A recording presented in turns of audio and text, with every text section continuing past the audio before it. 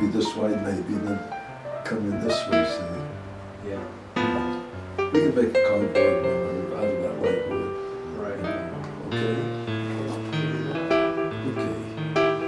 I think it's gonna be very nice in here. We'll make this narrow, and then I wanna come down. Not that far, but What are the arms gonna look like? then the arms, that's what I'm wondering. I think on these, because this is so low, I think we'll have arms like this. You know, as he got older, and especially after he got into his 90s, Just like this. I don't know if there was just a sense of urgency that he had, being that he was getting older, that he thought, well, maybe if there's a chance that I could take some time and make a couple new pieces, that maybe it's the time to do it. You know, maybe I don't have too much more time in this world, and so it was towards the end of 2008 that I would say in the fall of that year that he started expressing to us that he was going to maybe do maybe 3 chairs that were new pieces, completely apart from anything that he had done up to that point. And so he was getting frail, and we noticed that he wouldn't come up every day like he used to, that some days he just didn't feel up to coming all the way up the steps to the shop. And so we just felt like, you know, like he was starting to decline.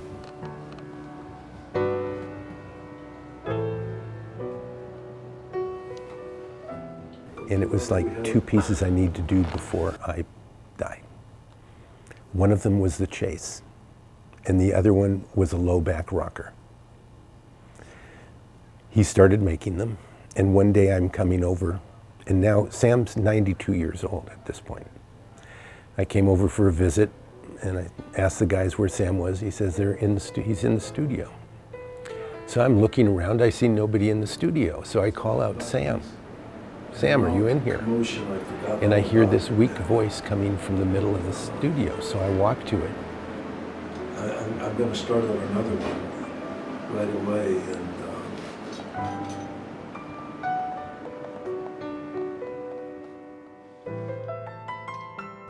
and Sam is on his back, laying next to the chase rocker, measuring the height of the leg, because he didn't feel that it was quite yet at the right point that it needed to be to make that rocker rock the way it should. But 92 years old, laying down on his back, doing the final measurements on that chair. And the chair turned out beautiful. I just want to get inside of it. This was one of the last pieces that Sam designed, and one of the last pieces on his things to do. And it turned out beautiful.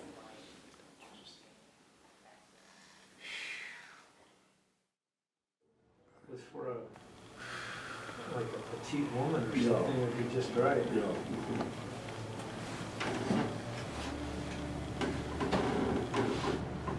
I was in bed and I got up and made a quick sketch of it. River, what the heck are you doing?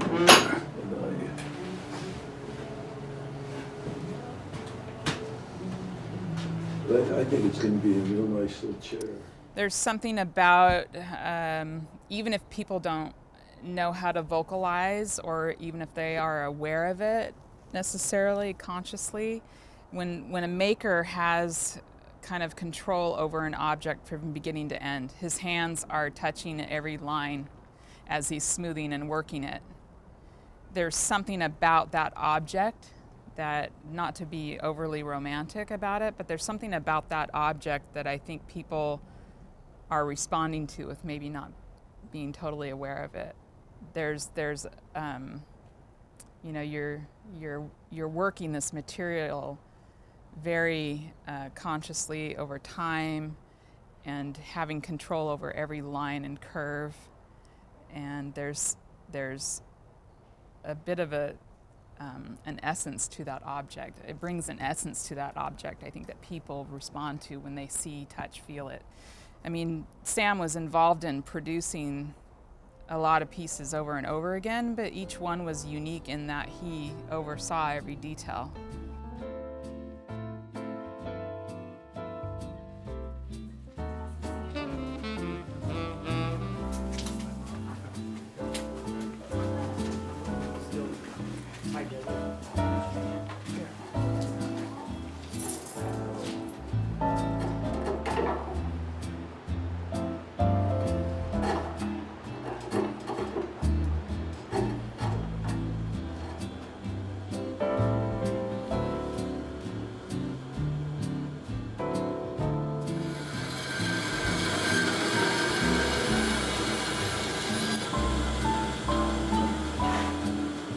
You'll be back, you know, good inch at least, that's in the hole. I think that's going to be good. It gives me relaxing work. You want this flat area here, lower down?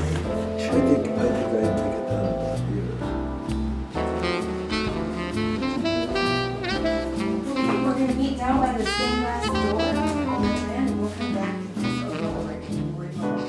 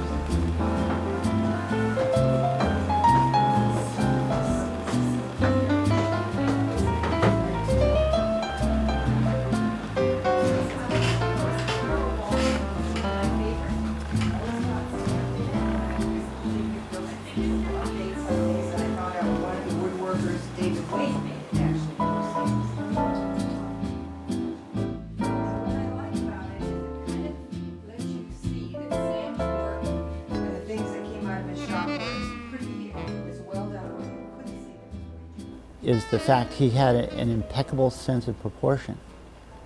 There was nobody like him in that regard. And so when he first started doing furniture, chairs, they were what I call very authentic and very personal, very unusual, and maybe not so functional, but really unusual and interesting visually. When I looked at like his chairs, the way the curves just kind of flow into each other, it has like a human feel to it, and it fits, like, it looks like it would be comfortable. I wish I could sit in more of those chairs. It's interesting, like, they're so beautiful, you don't want to touch them, but they also look like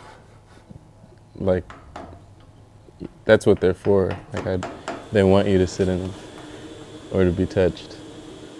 So to me, Sam Maloof is, first he was doing things first. He's so copied that you see the work everywhere, but he designed it. He came up with ideas that hadn't been done. To me, what I see in his work is that it's a combination of an organic feeling with incredible craftsmanship and precision and skill to it.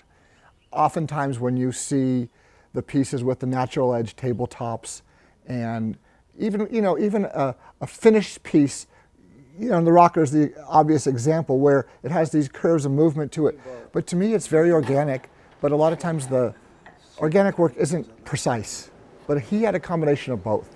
He had this flowing organicness to the work where it's beautiful curves and beautiful flow to it, yet executed absolutely perfectly. I have been completely inspired by Sam. Sometimes I have to worry about this inspiration, or am I copying Sam? And I never wanted to do that. I always tried to move away, but every time I do that, it was not. See, it looks it's pretty balanced. It didn't work. Sam started with some basic principles, and the logical conclusions of those early decisions are his furniture. And if you start with his design criteria, you wind up with the Maloof. That's why so many of the inspired by or copies by other people never rise to the level of Sam. He's truly unique. So I quit making furniture for 4 years, went in making guitars, and kind of just generally taking a different, trying to get a different philosophy. See, it isn't high enough really, though. It just to sit on, it gives me very, very good sitting to see what you think. See what you... Sam invented Sam. I mean, they're beautifully made. I mean, Jesus Christ. They are really, really beautifully made. I've looked at that chair a number of times. I know how he did it, and I've seen him making them. They've got to, you know, that's got to have a lot of talented hours in it. Sanding and joining and filing and scraping, and I haven't got enough time for that. And it's, yeah, he was a good guy. I'm not worried about this. If the grain were going this way, I'd be worried about it, but I think that'll hold up real nice.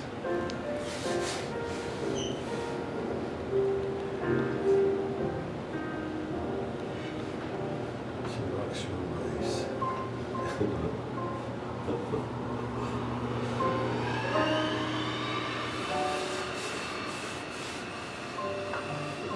We've gotten so many orders.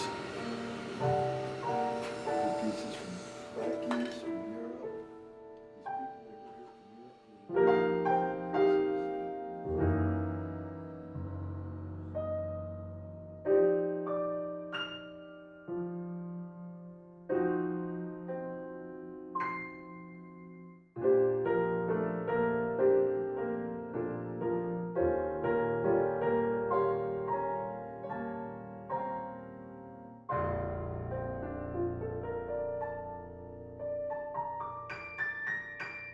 This was in the early 50s. And in the early 50s, furniture was sort of, they called it French provincial, but it really wasn't. It was sort of country, and they stained the wood orange, and they had little ruffly lampshades, and things were kind of busy. And here was this very simple, beautifully proportioned dining room table of walnut with beautiful grain, and the light was shining on it. And I cried. I said, that is the most beautiful piece of furniture I've ever seen. And so I was newly married, and my new husband said, we could call on the maker and see if he'd make us one. So we came to visit Sam and said, we're newly married, we don't have a savings, we don't have a house, but someday we'd love a dining room table that you make. So we started paying him $35 a month. And some years passed, and we bought our first house, and I called and I said, quick, Sam, we bought a house, make the table. So he made a table and brought it over, and it was the first piece of furniture we had. We didn't have chairs, we didn't have, we had a player piano and Sam's dining room table and borrowed chairs for our first house. So that's how we got to be friends, and we were friends from the early 50s on. And through the years we acquired more pieces of furniture, and then Cupid flew in the door and we fell in love. And he had lost his first dear wife, and we got married in, when did we get married? It's been 14 years ago. So that's how we met.